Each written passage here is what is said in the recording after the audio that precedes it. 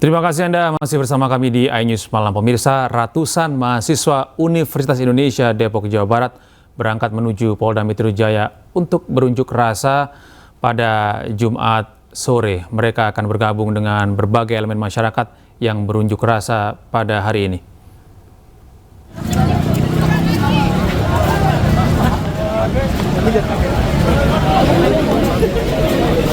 Sambil membawa aneka spanduk pada Jumat siang, gabungan mahasiswa Universitas Indonesia berangkat dari kampus Depok menuju Polda Metro Jaya. Di antara menggunakan 18 bus dan 17 angkot, mereka akan melakukan unjuk rasa untuk menuntut keadilan terkait meninggalnya pengemudi ojek online. Dikawal puluhan pengemudi ojek online, para mahasiswa ini mengaku akan bertahan di Polda Metro Jaya bersama para pengunjuk rasa lainnya. Hidup perempuan yang melawan.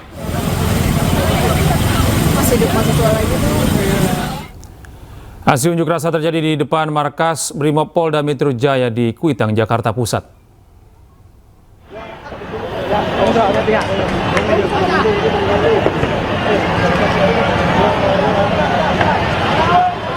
Ya, ribuan massa sempat bertahan di sekitar area Makobrimob Kuitang hingga Jumat petang. Sementara itu puluhan personel Brimob juga berjaga dengan membangun barikade.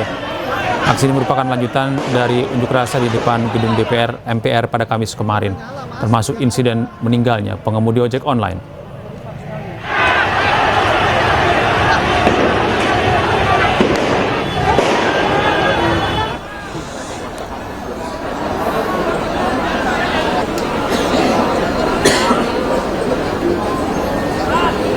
Sementara itu, Kapolda Metro Jaya Irjen Asep Edi Suheri menemui massa yang menggelar aksi di Polda Metro Jaya.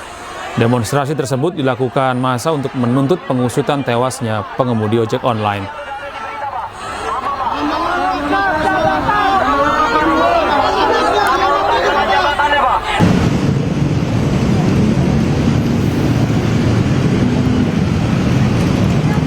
Sementara itu, pemirsa, akibat aksi unjuk rasa, arus lalu lintas di sekitar kawasan Kuitang, Jakarta Pusat, tepatnya di sekitaran Makobrimob, sudah mulai bisa dilintasi. Beberapa titik masih tersendat karena sebagian pengunjuk rasa masih bertahan.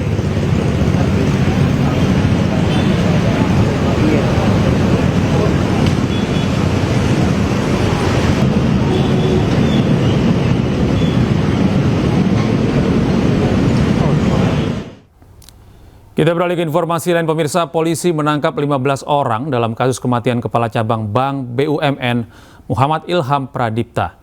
Yang mengejutkan, motivator pendidikan Dwi Hartono diduga menjadi otak pembunuhan dan diduga ada keterlibatan aparat dalam kematian Kepala Cabang tersebut. Pepet tuh, Teng.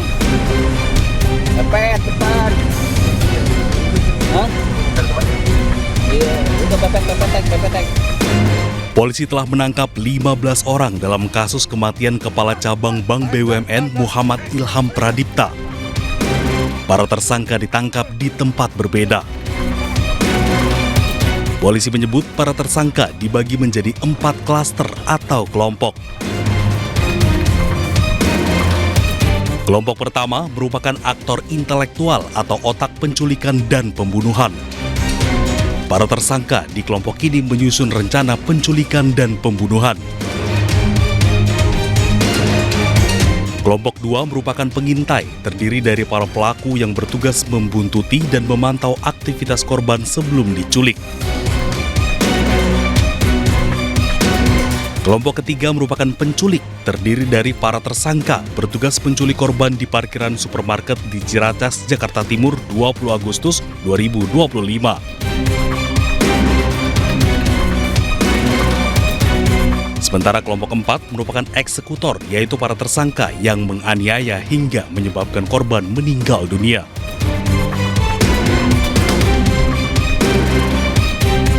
Polisi menyebut salah satu yang berada di kelompok pertama atau otak pembunuhan adalah seorang motivator pendidikan, Dwi Hartono.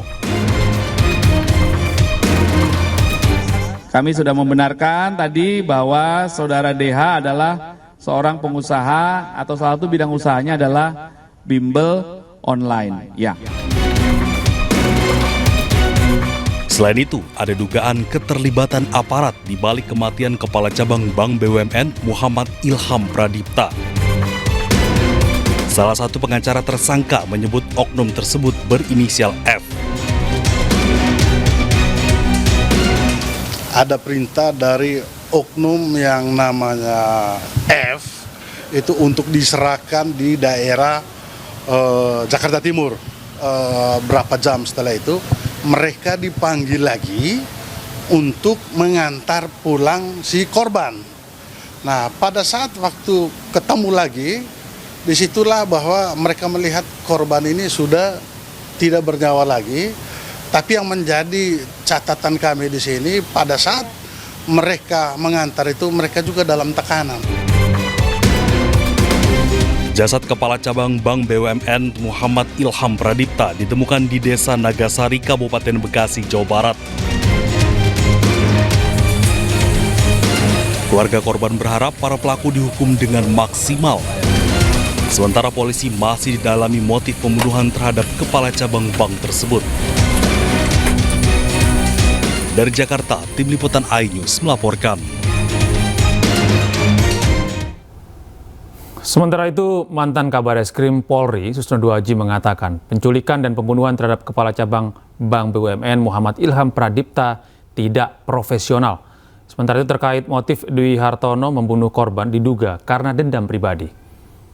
Apakah pembunuhan ini profesional? Ya jelas tidak profesional ya. Kenapa? Rantai organisasinya terlalu panjang, melibatkan banyak orang, maka sangat mungkin untuk cepat terungkap.